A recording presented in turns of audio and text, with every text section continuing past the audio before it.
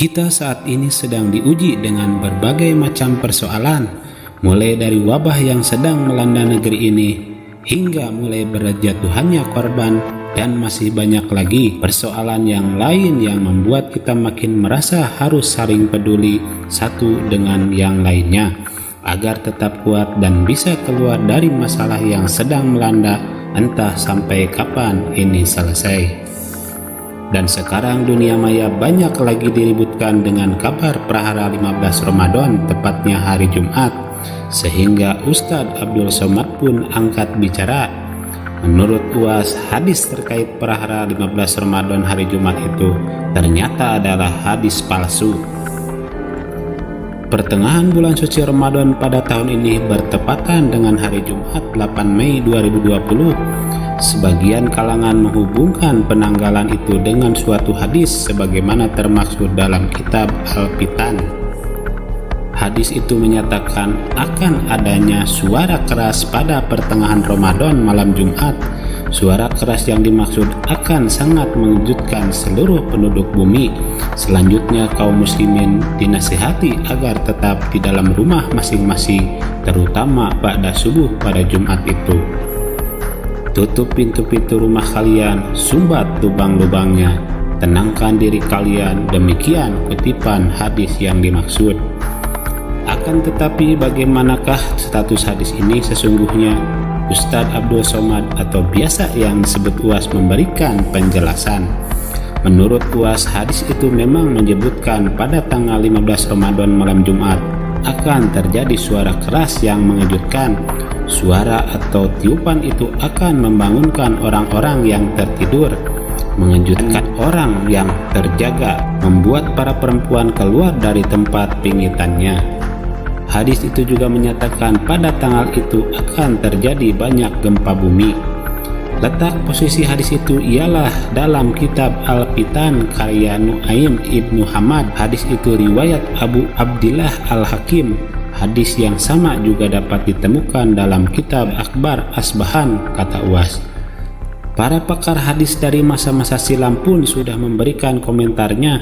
UAS mencontohkan Imam Al-Ukaini dalam kitab Ad-Du'afa Al-Kabir juz 4 halaman 52 mengatakan hadis tersebut tidak ada dasar senadanya dari periwayat yang terpercaya. Hadis itu tidak pula dari riwayat yang kuat. Imam Ibnu Al-Jauzi berkata dalam kitab Al-Mawdu'at juz 3 halaman 191, hadis itu hadis palsu. Begitu pula menurut Imam Az-Zahabi, hadis itu hadis palsu, ujar alumnus Darut Hadis Maroko itu menegaskan. Kesimpulannya, hadis mengenai huru-hara pada pertengahan Ramadan adalah hadis yang palsu. Oleh karena itu, hadis itu tak bisa dijadikan sebagai hujah. Berikut adalah selengkapnya hadis yang berstatus palsu itu. Telah menceritakan kepada kami Abu Umar dari Ibnu Luhayyah. Dia berkata, telah menceritakan kepada kami Abdul Wahab bin Husain dari Muhammad bin Sabit Al-Bunani, dari ayahnya dari Al-Haris Al-Hamdani, dan Ibu Mas'ud dari Nabi Muhammad SAW. Beliau Rasulullah SAW bersabda, apabila ada suara keras pada bulan Ramadan, maka akan terjadi huru-hara pada bulan Syawal. Kabilah-kabilah akan berselisih pada bulan Zulhijjah, dan akan terjadi pertumpahan darah pada bulan Zulhijjah dan Muharram. Tahukah kalian apa yang akan terjadi di bulan Muharram? Tanya Nabi Muhammad SAW hingga 3 kali. Jauh dari yang kalian kira, manusia akan saling bunuh dalam hiruk pikuk.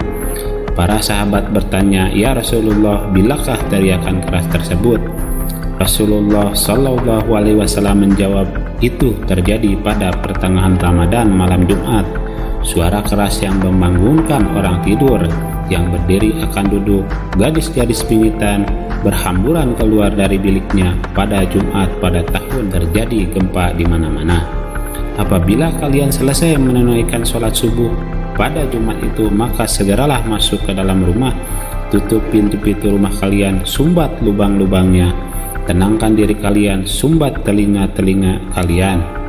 Jika kalian merasa mendengarkan suara keras, maka sujudlah dan ucapkanlah, Subhana al-Qudus, Subhana al-Qudus, Rabbuna al-Qudus. Siapa saja yang melakukannya niscaya selamat, siapa saja yang tidak melakukannya akan binasa.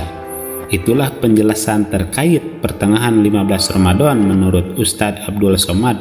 Semoga ini benar adanya dan semoga kita semua selalu berada dalam lindungannya. Amin ya robbal alamin.